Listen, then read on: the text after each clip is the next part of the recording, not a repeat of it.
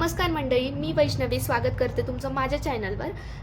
आजकालच्या धावपळीच्या जगात मायोकार्डियल इन्फ्रॅक्शन किंवा हार्ट अटॅकमुळे खूप लोकांना त्यांचा जीव गमवावा लागतोय.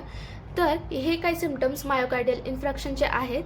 यामधले काही सिम्पटम्स तुम्हाला असतील तर प्लीज जाऊन तुमच्या कार्डिओलॉजिस्टला व्हिजिट करा.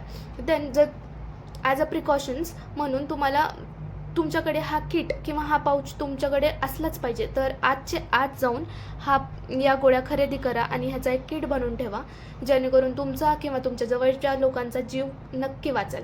या ज्या गोळ्या आहेत ते रक्तामध्ये जे क्लॉट बनतात, जे गाठी बनतात, त्या रक्ताला पातळ करण्यासाठी ह्या खूप हेल्प करतात आणि या गोळ्या घेतल्यानंतर पटकन तुम्ही हॉस्पिटलला रीच व्हा. पहिली गोळी आहे आपली ॲस्पिरिन. ॲस्पिरिनचं तुम्हाला 325 mgचा डोस ची एक गोळी ॲस्पिरिन 325 mg ही गोळी त्या पाऊचमध्ये पहिली टाकायची आहे. सेकंड गोळी आहे आपली क्लॉपिडोग्रिल.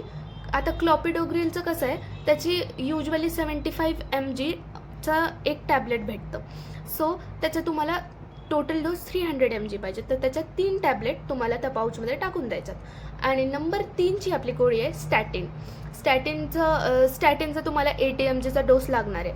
तर या 3 गोळ्या त्या पाऊचमध्ये टाकून द्यायच्यात आणि देव न करू तुमच्यासमोर अशी जर कंडिशन आली असेल तर त्या गोळ्या पटकन पेशंटला द्यायच्यात आणि दाताने चावून खायच्यात या गोळ्या आपल्याला.